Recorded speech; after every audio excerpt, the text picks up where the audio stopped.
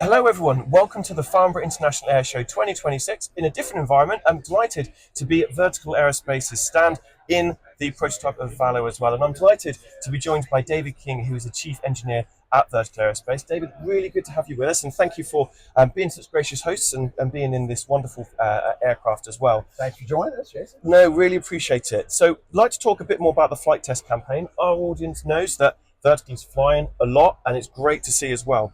Can I ask, what's then something about the flight test campaign that's taught the engineering team, that's genuinely surprised you as well? All right, we're thrilled to be flying here at Farnborough because this marks essentially the end of the technology development phase.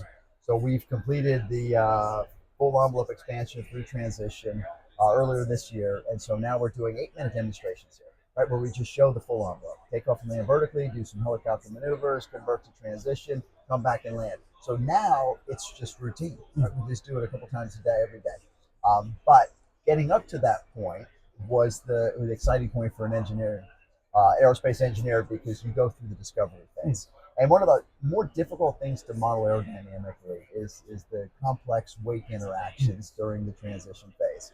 So we know that our models aren't perfect.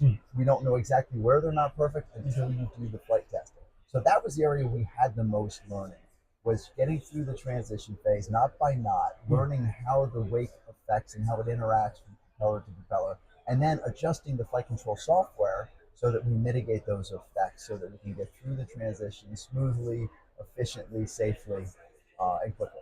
Perfect. And I guess with all the testing you've done as well, has there been a moment during testing where you might have changed course because the data told you maybe a different story than the simulation? So it's not really changing course as much as it's just tuning. It's adjusting. So the course that we had laid out in terms of the way we were going to control the aircraft and the way we were going to conduct the transitions is pretty much the same way that we expected it to be. Good. What we had to do though was adjust the software, but that's the enabling capability. Yeah. Is the flight control system has 28 different control effectors. So you have multiple ways to control the pitch, roll, yaw, and heave, and you can adjust the way you do that as you go through to be aligned with the aerodynamics. Perfect. And then I guess also, from a chief engineer perspective, how then do you decide whether an anomaly is something to solve immediately versus something that you try and understand then over time? That's a really interesting question because we will have essentially pass-fail criteria. And you have thousands of parameters that are monitored real time when we do a flight test. Now, each of those parameters will have a green range, a yellow range, and a red range. And so that's set up before the test, where if it gets in the yellow range, we say, we got to go take a look at this. And it looks like it's doing something different than we expected. Is it okay? Now, if it gets in the red range, we know, okay, now we're eating into margins. Yeah. It could be stability margin, it could be loads margin, it could be vibration margins. When we get into that red range, we got to do something. Yeah. Got you. and I guess also, as then the aircraft matures, more testing, more data, which engineering challenges then become harder? Easier said than done, but which of those challenges then start to become a bit more challenging? It's just the most difficult challenges are the ones that affect the structure. Because it's harder to change structure than it is to change the software. So we've been fortunate in that we've been able to adjust the software to be able to mitigate the aerodynamic effects without having to change the structure. Got you. Now, what we have done is we've learned how to optimize those aerodynamics in this aircraft right here, the production payload. Yeah. So what we have here is, for example, a third generation propeller blade system that takes all the data from the second generation that we're flying and optimizes it. Awesome. And as we said at the start, Vertical's now really accumulated substantial flight test experience. Are there any sort of lessons or takeaways that you've learned that you think will kind of influence the design phase for the next aircraft? Or I'd love to kind of hear, with all the test flight experience that you've accumulated, with those takeaways that you've learned already. So I'm going to be on a panel at the Dassault booth coming up, and this is exactly what we're going to talk perfect. about. We're going to talk about the digital twin, because the basic technology in our technology demonstrator aircraft, our full-scale piloted aircraft, is the same as what we have in Valo. But the Valo is optimized. So the key to being able to optimize with a high level of confidence is the digital twin.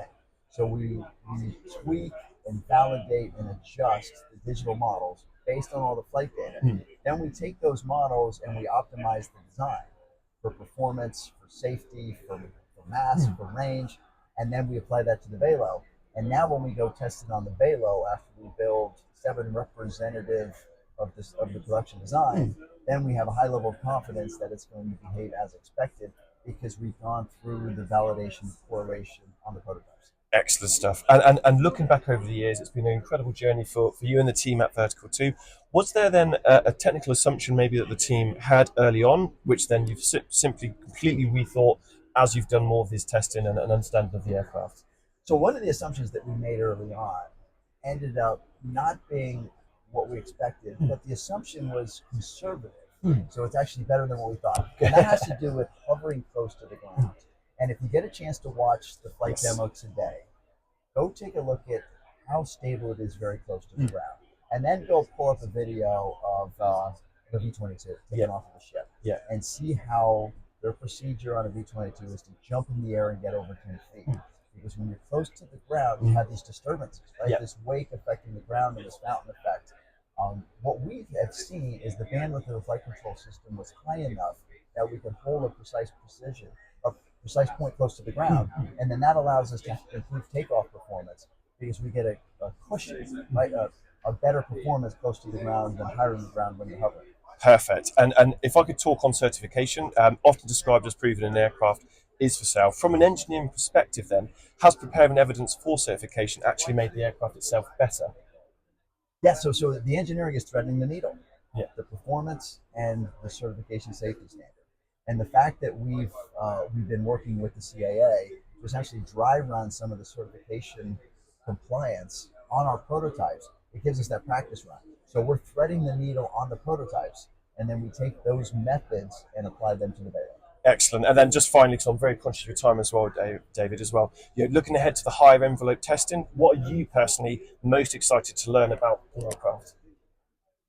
Wow, so every day we learn something new, and it's so exciting. And what I'm really proud of the team is that when the team has discovery, they don't get discouraged, right? They look at that as, hey, we've discovered it safely and effectively. We put the guardrails in place, and now we're going to go solve the problem. We have the tools and we have the expertise to do it.